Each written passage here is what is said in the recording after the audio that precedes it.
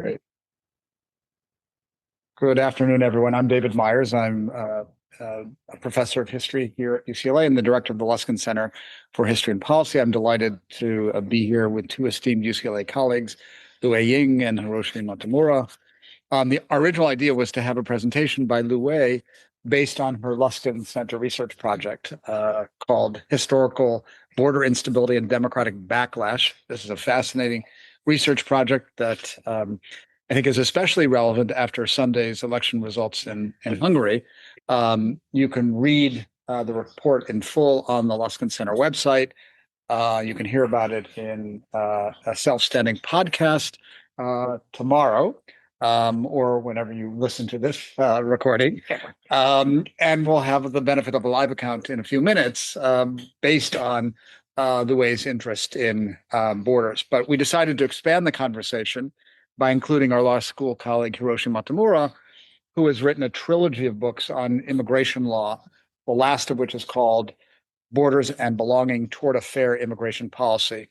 In this book, to the extent that I understand it, Hiroshi seeks neither to erase borders as an actual historical phenomenon, nor to regard them simply as sources of instability and turmoil, but rather to propose a new and very interesting model, the ethical border that balances our desire to belong and our aspiration to be humane.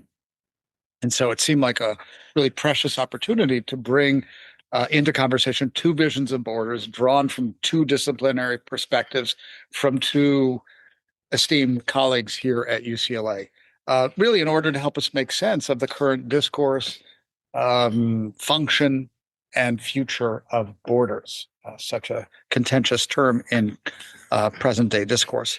Our goal at the Luskin Center in general is to use the past in order to illuminate the present and potentially chart a better future. So I'm really excited to hear what we can learn about borders and where it might take us.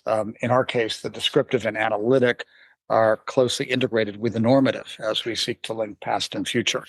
So to see where this all might lead with respect to that contentious term borders, I'm delighted now just to introduce very briefly our two speakers, each of whom will offer relatively brief remarks in sequence, and then we'll open up for conversation. So first, Luwei Ying is an award-winning assistant professor of political science with a particular interest in civil conflict and political violence, and she was a 2024-2025 Luskin Center grantee.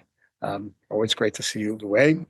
And Hiroshi Motomura is the Susan Westerberg Prager Distinguished Professor of Law and the faculty co-director of the Center for Immigration Law and Policy at the UCLA School of Law. He's the author, as I mentioned before, of a trilogy of books, beginning with Americans in Waiting, The Lost Story of Immigration and Citizenship in the United States from 2006, Immigration Outside the Law from 2014, and Borders and Belonging Toward a Fair Immigration Policy, published. All of those books were published by Oxford University Press the last year in 2025. So first, Luwei, we invite you to begin, then Hiroshi will follow you, and then we'll have an open conversation. So the floor is yours. Great. Thank you so much, David. Thank you for having me.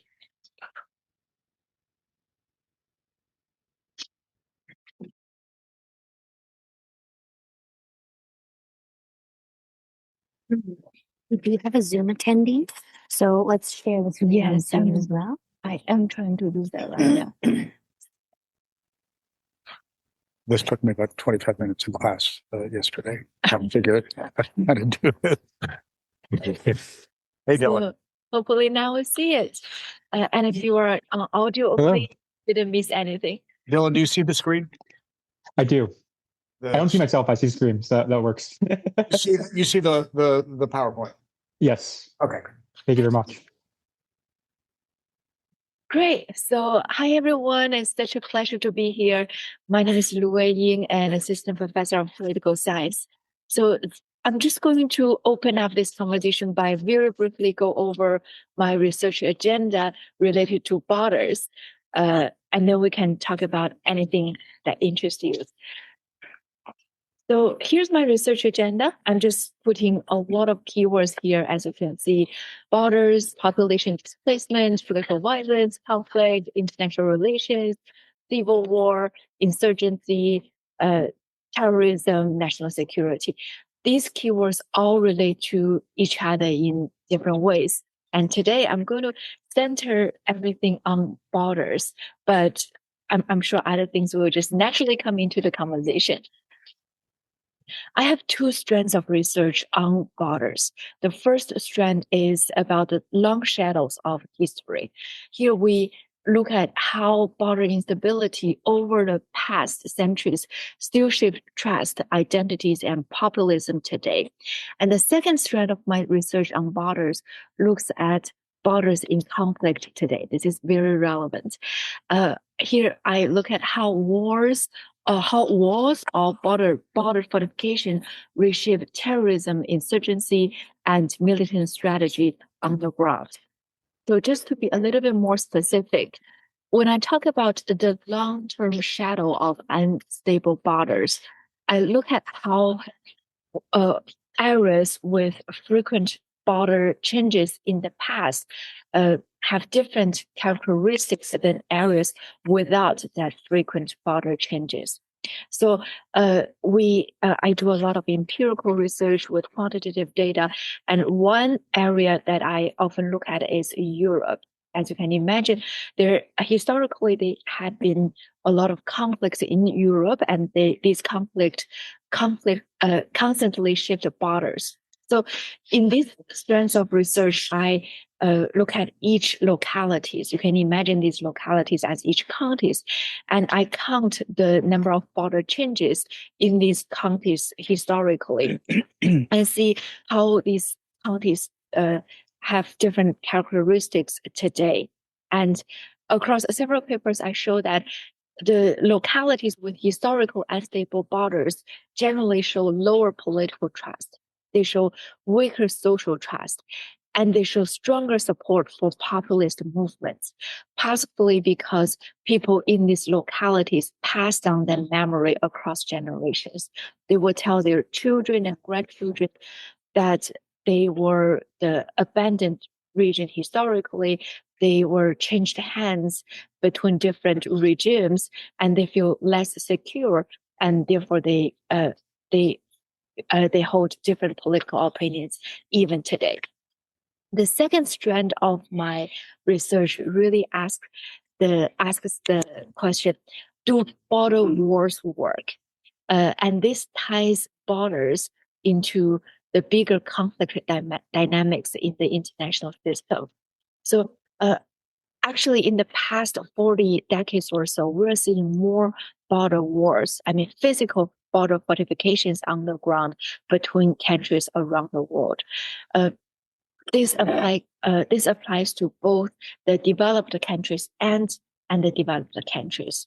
And one reason the policymakers constantly cite is to prevent potential terrorism that flow into the border. So here we look at whether these border wars actually work, and the empirical evidence are actually mixed. On one hand, it temporarily decreased the cross-border terrorism in the nearby locations, but the long-term evidence is really, really mixed. And we do have anecdotes that most transnational terrorism actually entered the country not through the physical borders, but through other means, including the 911 attackers who fly to the U.S. By air on valid visa, and some of them even on valid green cards. So the effectiveness of border walls are actually contested. And then I also asked how militants, those who conducted violence, are actually affected by these physical borders. And I show that these militants actually adapt their strategies according to these border-related policies. For example, in Afghanistan, NATO and the US helped the previous Afghanistan government build a lot of border walls and fortified their borders to prevent Taliban fighters from entering from Pakistan. But what we observed is that is that even though the fighters decreased, that only shifted the Taliban's attention to the inlands, and that motivates the Taliban and some other militant groups to cultivate a better relationship with the local communities, to win hearts and minds through means like what we call the insurgent influence campaign and propaganda efforts. So, in that sense, it's hard to say whether the border wall is effective or not. It's really a more complicated policy that has different implications on different dimensions. I'm going to pause here, and I'm more than happy to revisit these ideas. Okay, thank you. Thank you. So we Okay. okay? Someone was getting up in the waiting room, so I just want Let them in. So hopefully they are okay. That's clear. to mess things up as much as I There we did. go. Yeah, that's right. Okay, very good. Yeah. Okay. So just if you could. Much to say in the wake of your remarks, Luwei, but maybe we'll jump right to it and do these presentations connect. Great. Thanks for having me. Thanks for being here today. Thanks for being online. You're watching online or later. Yeah, so I really appreciate the invitation to talk about borders. It also makes me realize how many different ways there are to think about borders. So I really appreciate that opportunity to get into conversation about this. As David generously mentioned, I have this book out that is really in some sense about borders. I mean, this is the book. If you want to look at it, but and let me just spend a few minutes giving background for how the book engages with borders, and then I want to talk specifically about what it says about borders. This book is a comprehensive examination of immigration law and policy. It attempts to connect a lot of basic issues that are typically dealt with separately, especially in academic discourse, where I find that immigration policy discussions are often separated by discipline boundaries, and frankly, professional advancement opportunities. And that channeling often happens in public debate where people talk about the thing they know about or care about, and then you discover in conversation that someone's take on this is entirely different. So this book is a risky project. It connects topics that I studied for a very long time and other topics that I only came to when I decided I was going to do this project. But I thought that all these topics are essential to address, even if they're not in my discipline. So it's something that's going to kind of cliche, but I keep going back to it. It's not a book I would write to get tenure, because it has all these topics that were kind of outside my discipline, and many that there are. It's not the book I'd write to get tenure, but I think it's the book I got tenure to write. Because what can you do to me now? So it's chapters deal with 10 topics and really 10 core questions, and they range. Chapter 2 is what are better responses to forced migration. Another chapter explores how time horizons affect policymaking. Another chapter is what does it mean to address the root causes of migration? Something everyone says, but no one digs. A lot of people dig into it, but they're not digging into something else. And the last chapter deals, among other things, with what's the role of history in making policy. That's a background of this book on the whole, as context for the look at borders. But let me just say a little bit more about chapter 1, which is really about borders. The question is why national borders and why not, which I guess is core to this discussion today. And it sets out some key ideas that the rest of the book talks about in other ways. And I'll say a few words about that now. One is the idea that borders are actually all around us. I mean, we often think about borders as national borders, but we have borders of many types. They're not quite like national borders. There's some real differences, but I think it's worth thinking about what they do. I'll give you a few examples. Admissions to colleges and universities, that's a border. A border around your family home is a border. Borders between states in the United States, other similar subnational units in many countries, and belonging to indigenous peoples, tribes, and nations. These are all different, but they kind of make you think about why they're different and what is it about borders, what do they do? And it's a way to start exploring what's good and bad in borders, basically. And several points emerge that I want to highlight. The first one may be obvious, but I think it's something to remember, and that is that national borders are not just physical frontiers. They are that, but they exist in many forms. other forms, such as legal rules relating to status, from being undocumented to being lawfully present non-citizen to being a citizen. Another point is that having open borders is quite different from having no borders. You could have an open border, but still have some sense of agency, culture, identity, belonging. And they can be porous to a degree, but still do what borders do. And by what borders do, I mean that it can work for good and also lead to consequences that are troubling. The troubling and unjust consequences, I think, to think about that, it requires a closer look at the work that borders do in the law. Borders can produce zones of exception. They can justify and even normalize things that would be unacceptable inside a society. Examples are discrimination by nationality, race, and religion.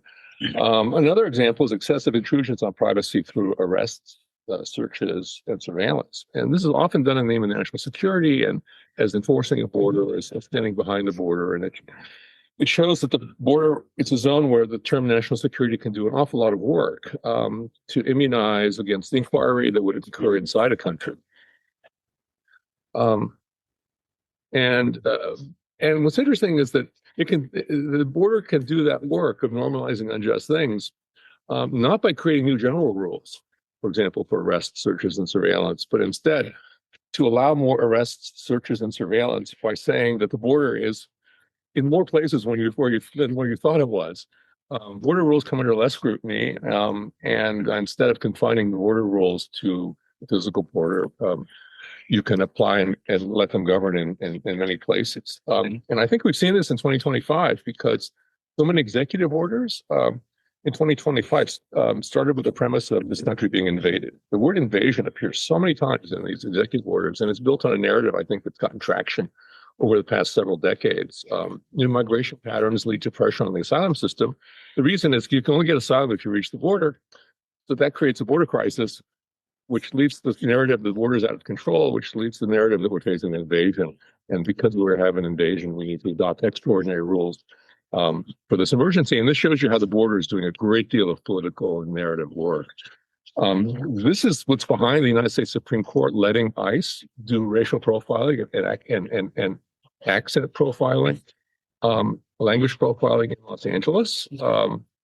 It's also consistent with the militarization of immigration enforcement through the National Guard and normalizing the use of masked agents with no discernible agency insignia or identifiers. And much of this is going on is built on the idea that we're being invaded. In that sense, the move there, in narrative and in politics, is to apply border rules everywhere to respond to this emergency. So it's an example, the most recent example, and only one of many, of national borders functioning to normalize practices that I find troubling and unjust. So a couple of thoughts. One more thought that follows from this is to try to identify and answer a question that falls from the idea that borders can normalize troubling and unjust practices. The question is, what makes these practices troubling and unjust? What's wrong with the border being everywhere? What's wrong with treating Los Angeles, as downtown LA, as a border zone? And I think it has to be that the border is being used to treat people who I, in the book, call insiders, but people who belong is what I mean. The border is being used to marginalize or disrespect people who belong, as if they were outsiders, as if they're physically located outside and knocking on the wall with no prior connection to this country. And if they're truly outsiders, then I think there are other constraints on what you can do, but that's a different inquiry. I think that the truly outsiders, then border rules might be appropriate. But the problem is that when border rules are used to diminish or disrespect people who are inside a country who really do have a claim to belong, they could be relatives who would be immigrants. They could be businesses that want to hire them, or colleges and universities that want to admit them. It could be non-citizens in various immigration statuses, or even with no immigration status, who have an interest as insiders, as people who belong, in saying the border should be more porous, or porous differently than the border is now today. So I know this gets controversial because I'm saying that the borders function a certain way that lead to unjust results against certain kinds of people. Some of those people belong; they're insiders, And that's my take. That's that's a lot of what's in chapter 1 of the 10 chapters. I think the next question that I have to identify and confront is the question of who's an insider. Does it depend on legal status, or can it be undocumented people? And that's the question I start to deal with in chapter 2. So that gives you a sense of the book, but it gives you a sense of my take on borders as something that can work for good, but can also be used to argue for and actually normalize injustice, such that we don't even recognize it anymore because we think that's what the law says. Okay, thank you very much. And thank you both for the relative brevity of your presentations that will allow for more time for conversation. Yeah, I see. It works. I think I'll pose a couple of questions and then we'll open up to everybody else's comments and feedback. And I guess I want to ask you both about sort of the Janus-faced quality of borders. You talked about borders as zones of exception or exclusion. Borders are also zones of protection. Mm-hmm. And, for those who are members of the unit within the insiders, inclusion. So I would love to hear you reflect on how you understand and assess that balance from your different perspectives. So Luwei, in your case, borders, it seems the more porous or unsettled the borders, the more unstable the political and perhaps economic conditions of that realm will be. And that seems to, at some level, to agitate for clearer delineation and demarcation and less porousness. And if I understand, Hiroshi, correctly, what you're suggesting, an overly exclusive understanding of borders is deleterious, presumably not just to that insider outsider group, but to the larger society at large. So just wondering how you understand that balance. Borders, can't live with them, can't live without them. Sources of exclusion and inclusion, sources of exception and protection. So how do you assess that balance? Maybe I'll start with you, Luwei. Yes, sure. I think you actually touched a very important point that I didn't get a chance to go over in my presentation, which is borders are not unified demarcations on like on the ground. Like some of them are more porous than others, and the implication is that that affects people's life on the ground. So in my work, I actually look at most borders as the international borders.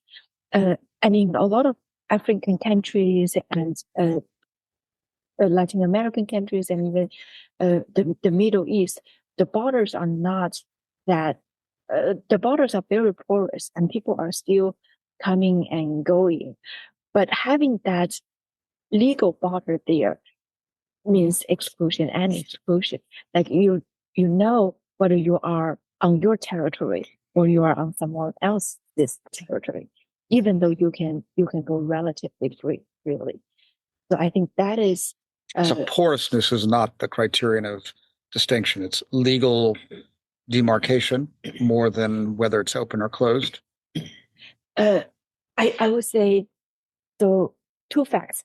If we talk about international borders, then we can always draw a line for between any two countries, except for some contested areas. So we know theoretically where the border is, but in reality, the borders are borders vary a lot. Like some of them are very porous, allowing people to come and go relatively freely, while some are fortified. Right. So I guess this is my question. Now, what is the correlation, if any, between porousness and instability? Right. Your paper for the Luskin Center and other articles was about historical border instability. Is there a correlation between the degree to which the border is open and the instability of the border? Is there a direct connection between those two, or is that not the connection of interest to you? Oh, yeah. So I mean, especially when we're talking about militant groups and how they're able to operate. Right now in contemporary politics, we do see that porousness correlate with instability.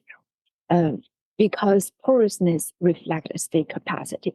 And when state capacity is low, it has less control over its own borders, allowing military group to grow in that area, which often means instability.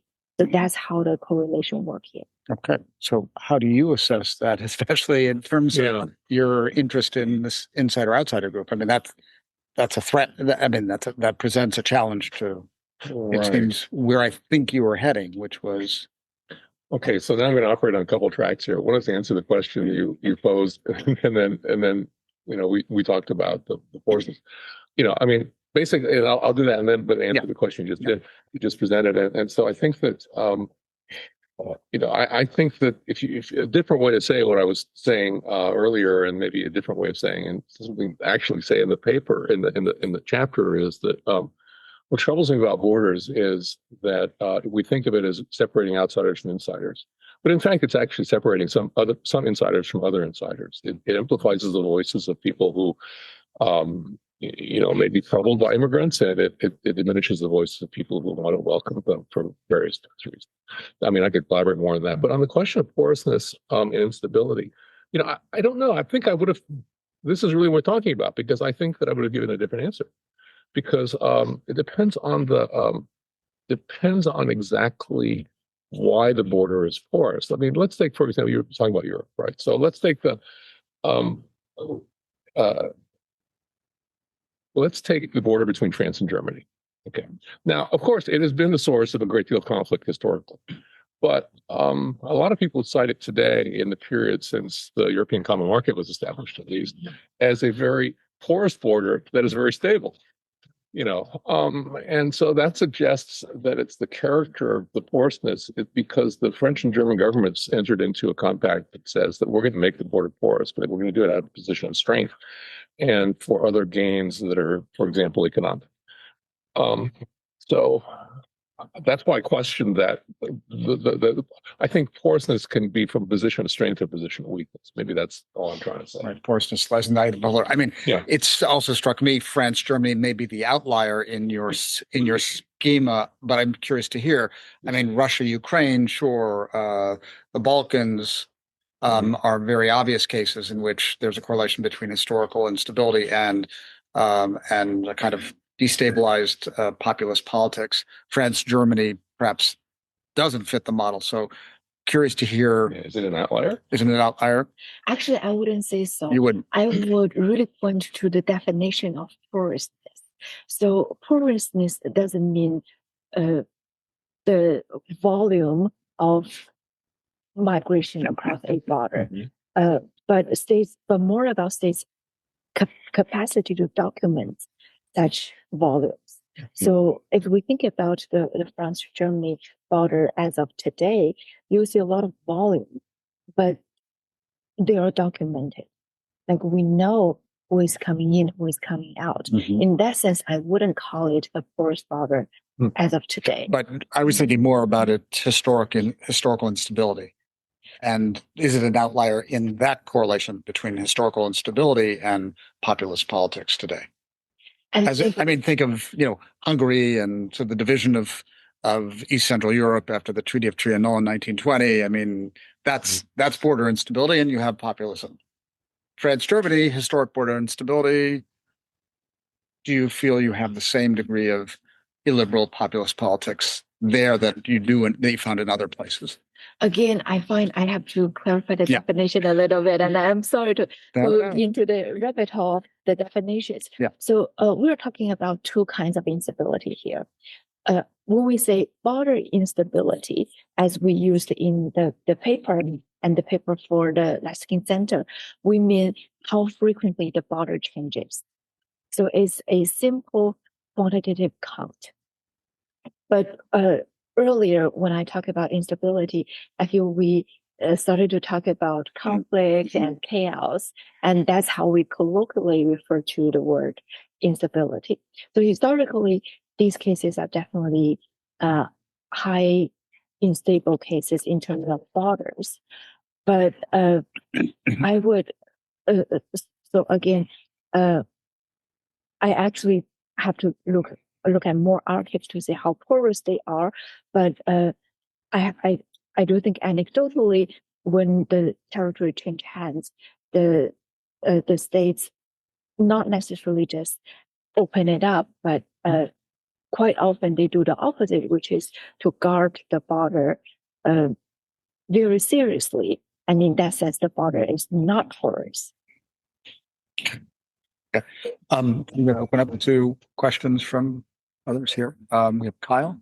Yeah, I was gonna. Just Dylan and yes, Oh, Dylan Dylan? raised his Okay, hand. Dylan, No, Dylan raised his hand after. So Kyle and then Dylan. My bad, Dylan. No. You beat him to it.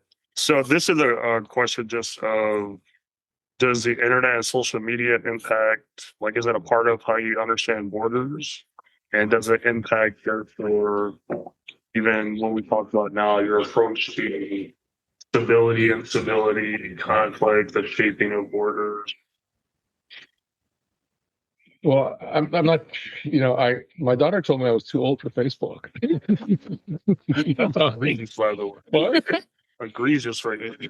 But then she later told me I was too young for Facebook. So I'm not sure I'm in a good position to answer to this. I mean, let me talk it through, and well, you may have a much better sense of this, but let me just talk it through. I think that the internet and social media is a different form of connection with people, right? And so it serves this function of connecting people, often notwithstanding the border, right? You have a physical border. You even have a sort of a non-physical border, membership border, but it seems it doesn't really matter anymore if they're in the same, whatever. And so in that sense, it creates a way in which, or it opens up a way in which borders are porous in a sense in terms of social interaction. But I wonder, and this is where I come up against the question, and that is whether they diminish some of the things that borders can do. Does it create, and I'm just going to, in a very broad sense, divide it into good things and what I consider good things and bad things. I mean, certainly national borders can affect the use of social media and internet. We've seen things shutting down. We've seen use of VPNs to access things you're not supposed to access and stuff like that, and government trying to shut down VPNs. On the other hand, I think that they create a certain kind of porosity that is not threatening, I think, to the sense of belonging or empowerment in that country. So I'm just sort of talking this through. I'm not sure I have a set answer, but I'm just trying to identify dimensions of how one would deal with this question, because I think it's a really important question, and obviously will become even more important, especially because of all this stuff that shows that people don't actually go out anymore. They just talk to people on their phones. People want to go out on their phones. They go, yeah. Well, I mean, yeah. Well, don't get me started on that. If you want. Yes, I very much agree with what Hiroshi just said. Like, as we can imagine, internet and social media is diminishing many things that borders used to do. Not perfectly, but to some extent. And from an empirical scholar point of view, I can actually show you some evidence in my own research, where I look at the effects of social media rhetoric and conflicts or political violence on the ground. So historically, it has been very correlated in each localities. So if you do a survey, you can basically predict where to see violence based on the overall sentiment in that locality. But I did not find similar effects with social media these days. Like when a opinion leader say something and mobilize people into violence, we don't see any effects, negative or positive, in that locality. But overall, we see a positive mobilization effects like just across the board. So in that sense, social media is changing the dynamic. But I said only to some extent because we still see many governments are trying to control information flows, and they succeed in many ways. Also, even with the same social media, say Facebook or Twitter, like different countries still use it differently, and different users still have their own network. And research show that people only interact within their own network. So if we were to visualize all the social network on a same social media platform, I would still imagine you see some gaps between clusters, and that gap is more likely to be the international border. The algorithm. Yes. I just have one short thing, and that is that when nation states impede cross-border internet or social media access, they're often doing it in the name of national security, which is almost a quintessential border thing. I mean, that's the thing. That's one of the most important things you do in a border. Actually, is not just block people, but block information and interchange. Dylan, why don't you introduce yourself briefly and then pose your question? Sure. Hi, everyone. My name is Dylan Kane. I'm a PhD student at USC, studying political science and international relations. And I'm highly interested in thinking about territory, and particularly in regards to thinking about non-state notions of territory. So in terms of indigenous, religious, or other types of understandings of territory and territory extent, how that overlaps with state sovereignty. I'm very glad to join you guys and really appreciate your time. I have one question with a little second part.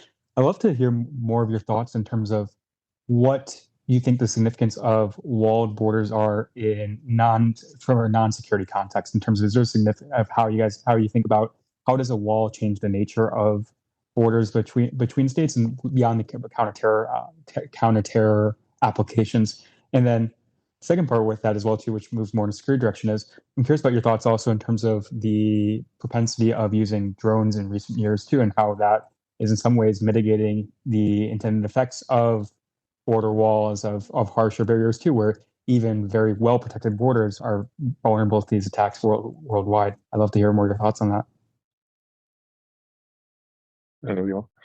Maybe I do want to start with the first question, what borders are from a non-security context. Actually, the security reason is usually cited for the southern countries, and for northern countries or developed countries, economy is the major reason cited for border walls. And we do have empirical evidence for this, and we're more likely to see border walls being constructed between two countries with large economic inequality. Like we can imagine this in our daily lives. Like when you see a poor country and a rich country next to each other, like the people in the rich country would have an incentive to go to the poor countries to get dental care or just buy groceries, and the other way around. The poorer country, people from the poorer countries also want to export to the richer country. So actually, the direction is in both ways, not just one way. And in that sense, the nation state government have a incentive to secure that buffer. So to me, that's the most obvious implication for borders in non-security countries, but there are obviously more regarding identity and communities. Let me pause here for now. Well, I mean, I take your question to ask really about the border and then border plus the wall, and what's the difference, right? Is that fair? Or in other words, what do walls do in this context? Yes, in terms of, are there more intangible, I guess, changes that occur within each polity society too, because of the presence of a wall that goes very beyond easily identifiable factors? Yeah, no. So thanks for the question. I think there was a big there's a walls on a border have a real significance here. So let me try to talk through what I think significance is. I think a lot of walls are built for messaging. I think a lot of walls are built for messaging. Certainly the case in the Trump campaign that we're going to, not only have a wall, but make Mexico pay for it or things like this. Because I think it amplifies the narrative of we're being invaded and therefore we should build a wall. It could be a wall or it could be anti-tank barriers or anything like that. But I think there's a really strong messaging function. I think it does not necessarily lead to a closed border. It tends to, but I think that you can have a border wall that is that has gates, and so you might not have gates, but if you do, then the effect of the wall is not necessarily to impede traffic, but to control the traffic. And the controlling the traffic essentially is saying, well, we're going to have a wall to reduce unauthorized crossing, but we're going to let in all the people who are bringing in the goods that we want.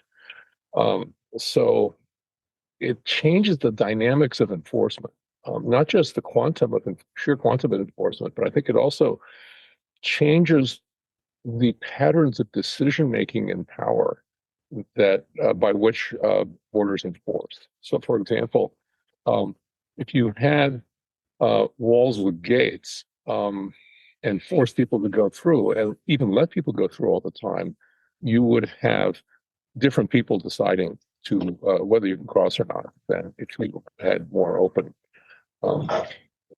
So, I mean, that's just a couple of reasons I think walls really do make a difference. And this maybe is a good time to say that, I think a lot of immigration policy is symbolic and is driven by political messaging. And that's why I focused on what I call the invasion narrative, because it drives so many different things that are going on.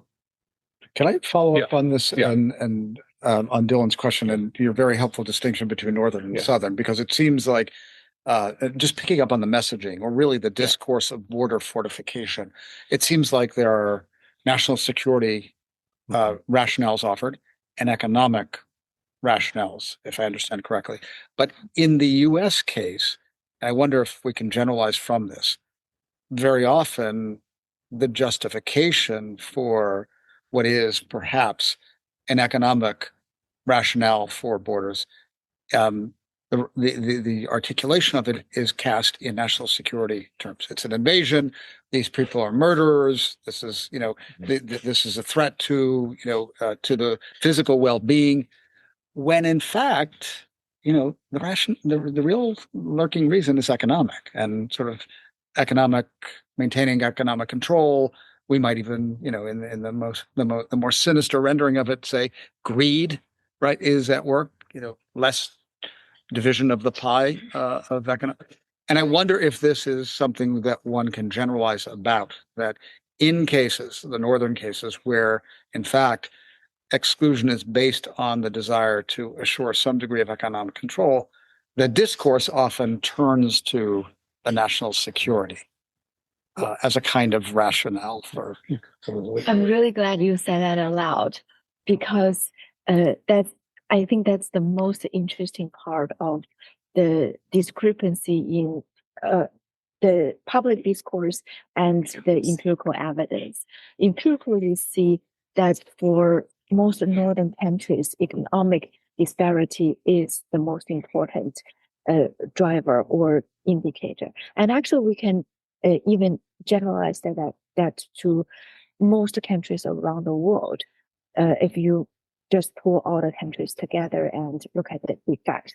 But in reality, you only see people citing security reasons.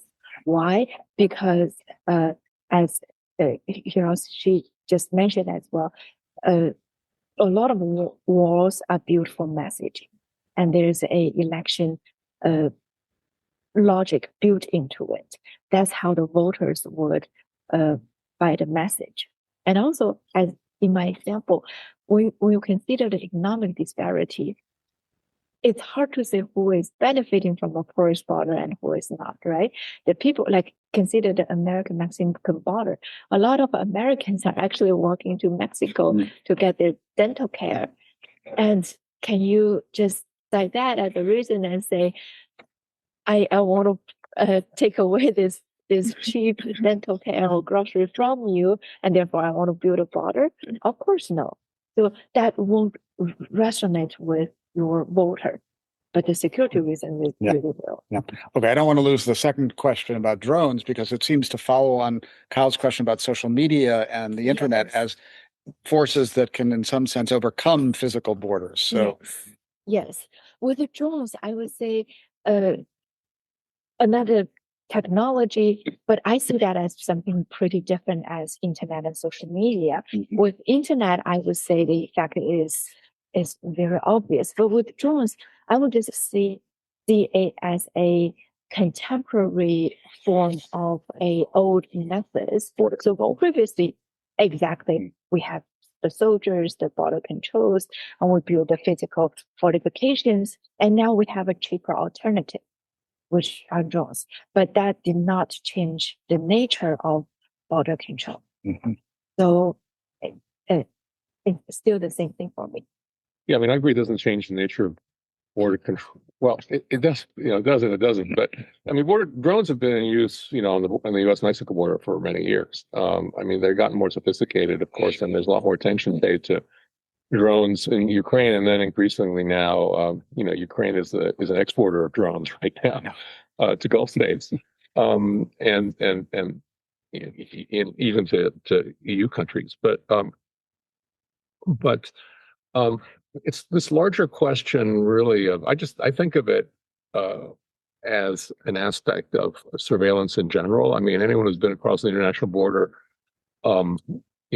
with, let's say, even going in and out of the country once a year, or every year, you notice that you can go through global entry, and then you don't have to, then you can flash your passport. Then you don't have to even show your passport. You don't even have to stop. They've got you, on facial recognition, whether you like it or not.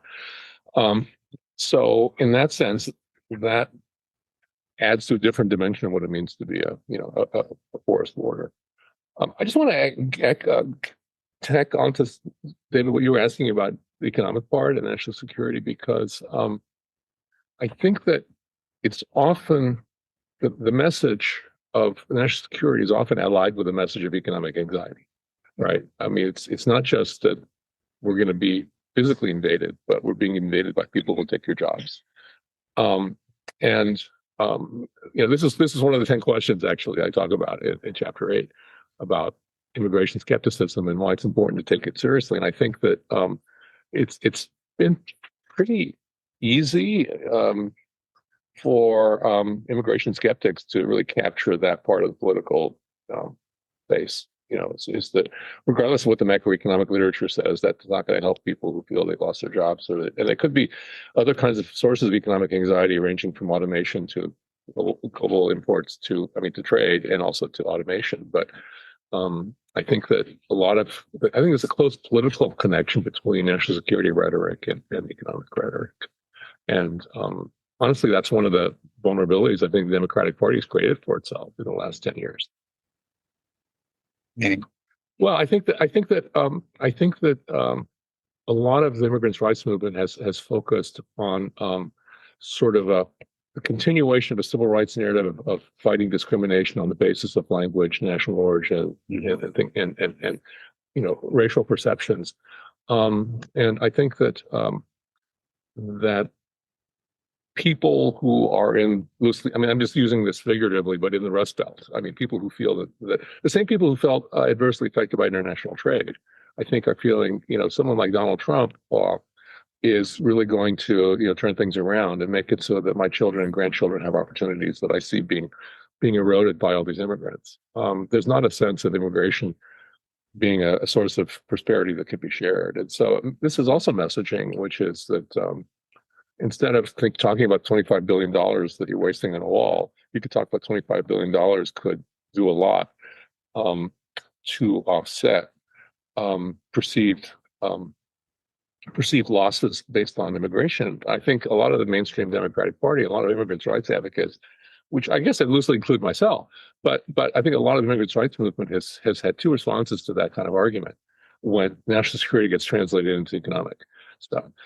There's two arguments. One is the macroeconomic literature shows that the country benefits as a whole. The other thing you often hear is, well, that's just By the labor of immigrants. a labor of immigrants because it increases consumption and allows jobs to stay in this country that are occupied by U.S. citizens. Whether it's picking crops or working in hospitals or in restaurants, construction. That's the economic argument. And the other argument that I often hear, frankly, is that those people who are skeptical are racists. And I was really struck at the Biden campaign didn't really do much politically in terms of messaging, with the fact that at the same time as they were decrying the money going to the wall, that they were actually building up infrastructure in South Carolina, for example. And so that's kind of a messaging blind spot, I think. That's what I meant by that. Okay.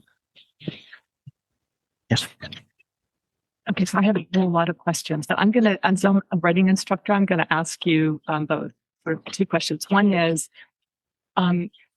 what was the motivation for getting into this type of research? Like, why did you decide to work on immigration? And the second thing is, because it's so important right now politically, how are you making sure that your message, your research that you've done, getting out into the public? Like, are you writing op-eds? I know you're not posting on social media, but like people who do that. Yeah. Right. Like, what do you do to make sure that your voice is heard?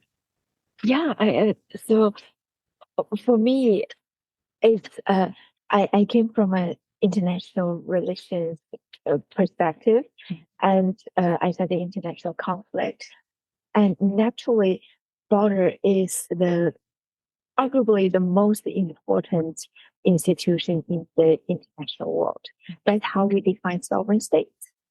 So that's something like I have to look at, and it's also something very interesting to look at because it does have many implications on the microdynamics, ranging from economic flows, immigration, to conflict dynamics. And to make sure the message go out, I'm trying, but also I do have the worry from the other side, which is I feel these days people are getting too much information, and I just try to make sure whatever information that I send out is condensed enough, of high quality, and something worth people thinking about. Well, these are huge questions. I'll try not to give you huge answers, but first of all, this immigration, whatever I'm doing for immigration, it's my second career as an academic. I basically moved my center of research gravity to immigration after I got tenure. I was originally hired to teach civil procedure and international business transactions and comparative law. So why did I make the switch? I think it's really because I did some immigration law practice, and I come from an immigrant family. And this picture, by the way, that's me I wondered. at the age of 3, as we're on the dock at Yokohama. And so it's sort of narcissistic to have your own picture on the book, but it's also sort of a cliche. You've not kept up your sartorial standards, I must say. Yeah, I know. But that's the last time I wore a bow tie, I think. But I'm, this is truly a cliche of, I've been writing this book my whole life. I think it's because it's a way of thinking about my family history. That's one thing. But I also, from more of a legal process point of view, I'm really concerned. I mean, I guess I study the law, I write about the law, but at the same time, I'm concerned about how the law is being used to mask injustice. And I think the border is the thing that works with the law, most with the law, to create these injustices that are normalized and not even visible. So that's one way to think about it. In terms of getting a message, I think it's really hard. This year, as you might imagine, or really since January of last year, I've been getting lots and lots and lots of media inquiries, which I actually honestly don't even have time to respond to. I send out batches. I try to be nice to people, but I send out batches of often a dozen emails saying, "I'm sorry, I didn't have time to get back to you last week, even though your deadline was that afternoon." Yeah. But I think it raises this larger question of how we get information out in the form it takes, because a UCLA colleague of mine told me when I was writing an earlier book, no one reads books anymore. And so some of this is trying to have different, media. And I often am concerned that this book is a book that's written in as plain spoken a way as possible, but it's a book about ideas and not about people. And I think that I feel like I've hit the sweet spot where the cynical view of the sweet spot is it's not taken seriously by academics because it's too plain spoken, but it's too academic to be taken. I mean, I don't expect to show up in an airport bookstore, but still, but I had a very kind of a almost both humbling and sobering experience, because my biggest claim to fame is I'm on a Try Guys video that has 8 million views, which for the demographic of middle school people.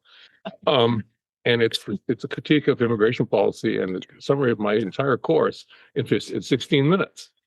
And that's my actual significant impact on public discourse is a 16-minute Try Guys video. And if you don't know Try Guys, it's like a combination of Monty Python, Jon Stewart, and that kind of thing. So can I find it on YouTube? Try Guys, Try Immigration, Try Immigrating to America. Oh, These are in the format they were in, there were four young comedians who were being zany and reached out to me to do a social justice video, which is equally zany. How many hits have you gotten? 8 million. Well, actually, like 7.56. But that's kind of, I just. You had a question? I think you had a question. Sorry, such a long. That's all right. And I then really have to go home. Yeah. Sorry. Christian, kind of like legal oriented a bit. And I thought of it when you mentioned global entry and showing your passport and surveillance, but it made me think of the broader concept of citizenship and like how the power of holding a particular passport, say someone from the EU, for example, allows them to travel visa-free, leisure, tourist visa. Someone from Guatemala, which arguably you could consider as more of an American group than any European person, like from a legal standpoint, because they require a visa to travel. I'm wondering from a legal standpoint, how, like legal and policy, how does the law justify kind of that seemingly inherently discriminatory practice of like, okay, you're a European in group, you could come here for 3 months, whatever, no visa. But if you're from another country, you don't have that ability. I'm just wondering how the law kind of interrogates that tension. I think the law interrogates it by saying that the logic goes something like this, that, we have borders, the national borders. Because we have borders, we need to enforce them in some way. We could force them, leave them porous, but we can enforce them totally strictly. And that sometimes those are physical borders, and sometimes they're more borders of access to benefits or something, or voting even. Therefore, we need to document people. We need to keep track of who they are, until we have, cameras and chips and everything. And that creates this documentation. I guess that's a history of the passport, which is a relatively modern invention, right? It'd be kind of interesting in your work to think about the passport and its relationship to the border control. Passports are pretty modern, and so and then it's typically justified. I mean, the political justification typically is that we're going to not require visas for people from countries that have. We're not going to require visas if the overstay rate is low. This type of thing, and that so it becomes a particular bureaucratic manifestation of border control that is typically, sometimes it's financial security, but more often it's justified by. We're going to let you into the United States if you come from a country where people go back home. And so then other countries with a higher rate of undocumented and overstays, then they get. But the other sort of the place where you started, though, I think is really worth noting, which is that we do have open borders for a lot of people. As a practical matter. I mean, it's not like you can go. I can't go to Germany and live forever without getting a residence permit, but I can go in and out. or alternating 90-day periods. And my access to a work visa is pretty easy. And I want to say this is such a fascinating question, and I also learned a lot from this answer. I just want to add one point with a concept from international relationship which is anarchy. So when we say laws, we really usually mean domestic laws, and only domestic laws are theoretically enforceable. So theoretically, there's also international laws, but these are not enforceable because we don't have an international government. So in that sense, it's impossible to have a law that equalizes all the passports across different countries and say we are equal in that sense. So in the international world, we're not equal, unfortunately. Also, by adding, really, what you said, it connects to something it prompted something I hadn't thought of before, which is the borders are also used for exit control. Right, and they often, in many countries, you cannot leave without a passport, or that also means that only certain people are allowed to travel.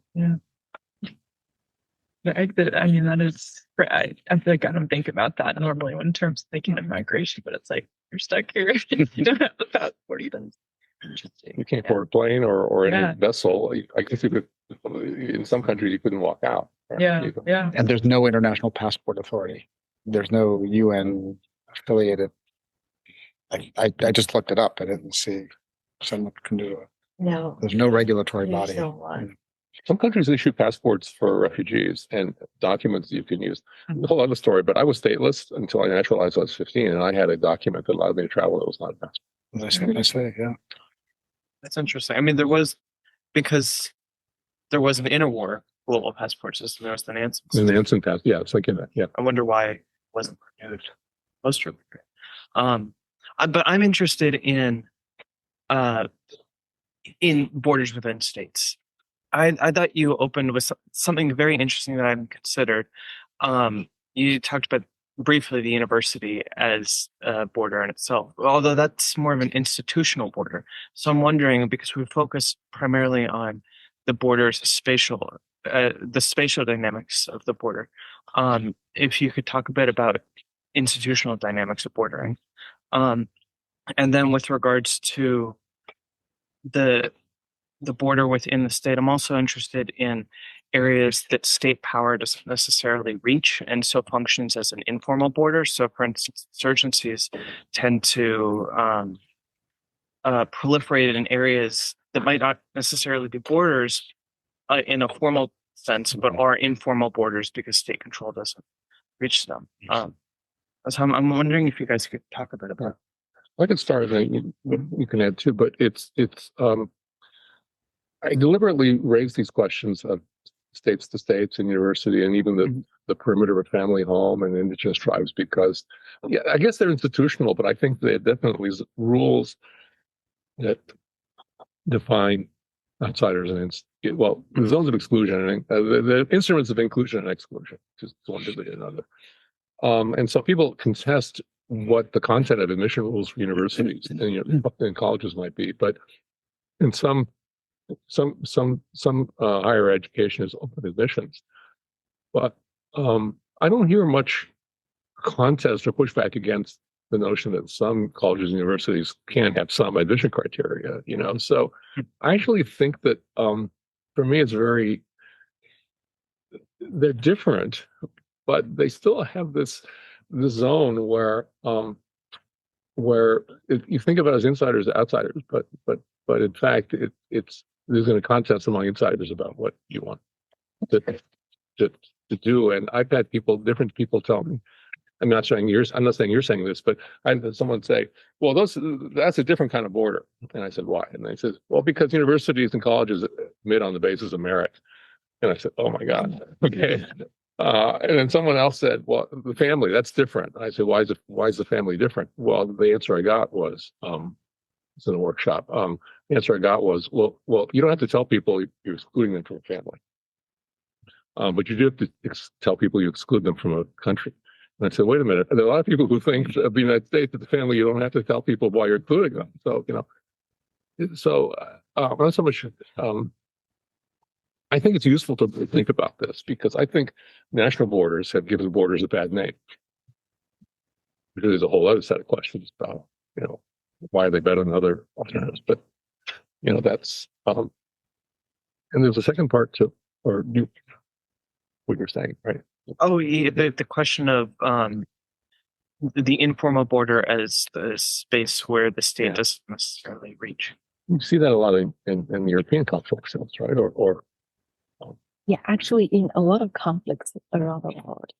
So, I think you very correctly identified two kinds of sub-state borders. One is these provincial borders or state borders within the United States. These borders are quite clear. They're just playing a administrative role.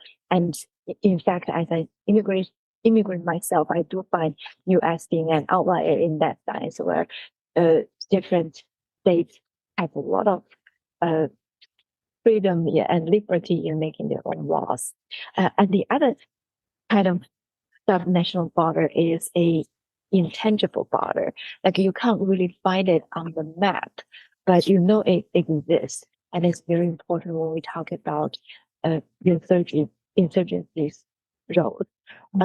I actually try to study this empirically, where I measure where exactly the state power extends.